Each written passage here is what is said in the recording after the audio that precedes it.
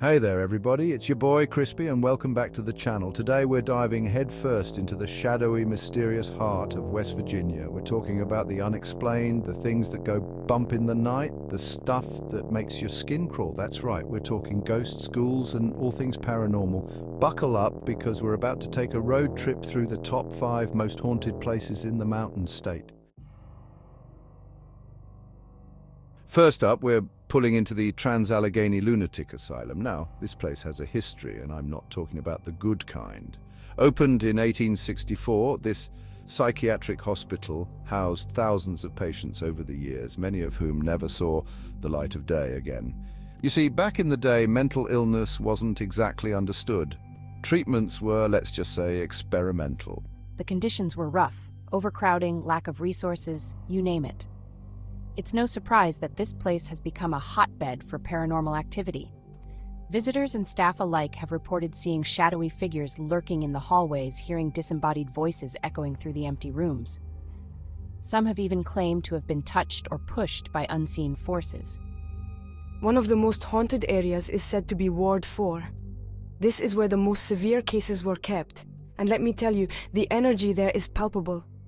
People have reported feeling an overwhelming sense of sadness and despair, as if the walls themselves are soaked in the suffering of the patients who were once imprisoned here.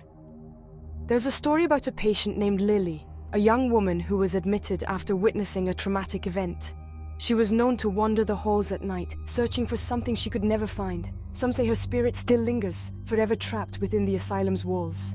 Another hot spot is the medical center. This is where all sorts of procedures were performed, some more ethical than others. Visitors have reported seeing apparitions of doctors and nurses still going about their duties, as if frozen in time. The Trans-Allegheny Lunatic Asylum is a chilling reminder of a dark chapter in psychiatric history. It's a place where the veil between our world and the next seems to be especially thin, a place where the echoes of the past still resonate with a haunting intensity. Next stop on our spooky road trip is Lake Shawnee Amusement Park. Now, abandoned amusement parks are already kind of creepy, right?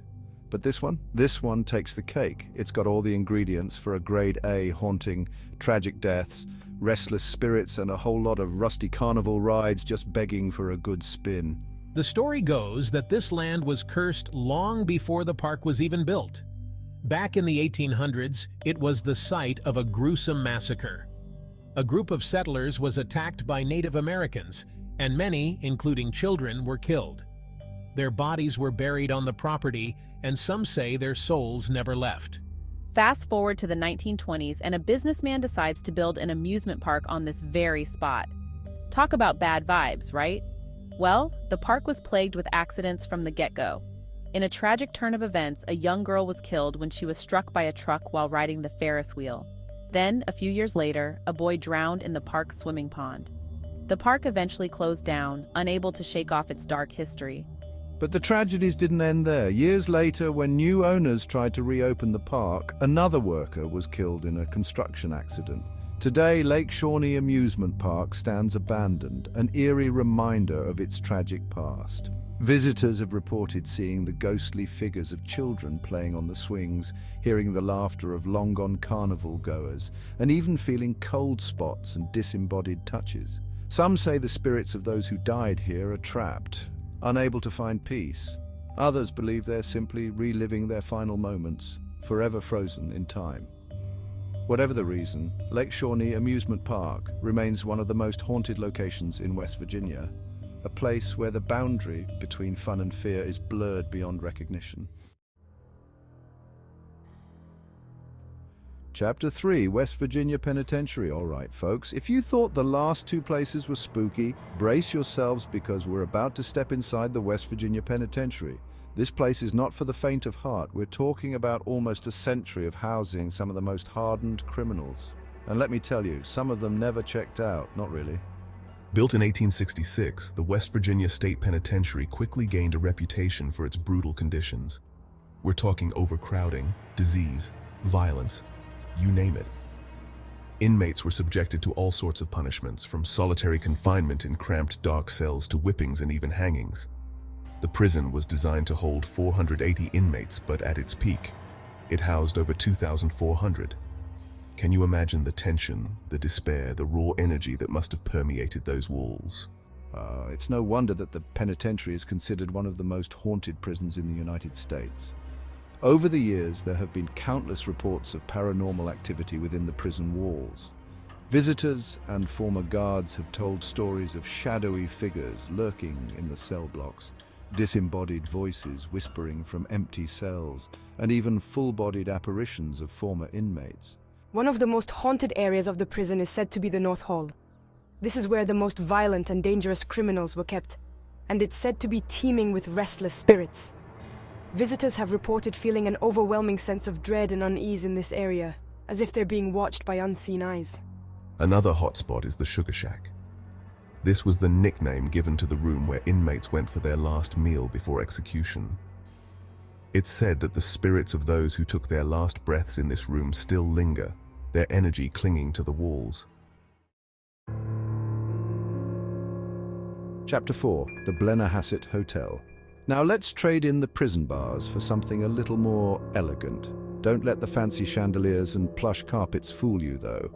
The Blennerhassett Hotel in Parkersburg has its fair share of secrets hidden beneath its polished surface. Built in 1889, the Blennerhassett has seen its fair share of wealthy travelers, socialites, and even a few presidents. But among the living guests, there are whispers of those who checked out long ago but never quite left. The most famous resident is the former owner, William P. Snyder. He's often spotted in his old office, still keeping an eye on things, making sure the hotel runs smoothly. Some guests have reported seeing him in the hallways, a distinguished figure in a dark suit, always with a purpose, always watching. But Mr. Snyder isn't the only one who calls the Blennerhassett home. There's also the story of the young bride who, heartbroken over her husband's untimely death, took her own life in one of the rooms. Guests claim to have seen her, a beautiful woman in white, drifting through the halls, her face etched with eternal sorrow. Then there's the mischievous spirit of a young boy who likes to play pranks on guests, moving objects around, turning lights on and off, and generally causing a ruckus. Some believe he's the spirit of a child who died in the hotel many years ago, his playful nature trapped in the afterlife. Chapter 5. The Lowe Hotel. Last but not least, we arrive at the Lowe Hotel, a charming establishment in the heart of Point Pleasant. Now, this place has a reputation for being one of the most active paranormal hotspots in the state. Built in 1901, the Lowe Hotel has seen it all, from joyous celebrations to tragic events. It's said that the hotel's founder, Homer Lowe, still roams the halls, keeping a watchful eye on his beloved establishment. Guests have reported seeing his apparition, a tall, distinguished gentleman in a period suit, often near the grand staircase. But Mr. Lowe isn't the only spirit who calls the Lowe Hotel home. There's also the story of a former chambermaid named Sally. Legend has it that Sally was madly in love with a guest at the hotel, but their romance was ill-fated. Heartbroken, she took her own life within the hotel walls. Guests claim to have encountered Sally's spirit, often in the hallways or near the room she used to clean. Some have reported seeing a young woman in an old-fashioned maid's uniform, her face pale and melancholic. But perhaps the most intriguing aspect of the Lowe Hotel is its connection to the Mothman, a mysterious creature sighted in Point Pleasant in the 1960s. Some believe that the Mothman's sightings were connected to the hotel, with some witnesses claiming to have seen the creature perched on the roof or even flying near the windows. So, there you have it, folks, our whirlwind tour of West Virginia's most haunted locations. From the chilling halls of the Trans-Allegheny Lunatic Asylum to the eerie remnants of Lake Shawnee Amusement Park, we've delved into the heart of the Mountain State's paranormal mysteries. Whether you're a skeptic or a believer, there's no denying the spine-tingling allure of these haunted locations. They remind us that some stories don't end, that the past can linger in unexpected ways, and that the veil between our world and the unknown can sometimes be thin indeed. Thank you for joining us on this eerie exploration of West Virginia's most haunted locations. If you enjoyed this video, don't forget to like, subscribe, and hit the bell icon for more spine-tingling content. Until next time, stay curious and stay spooky.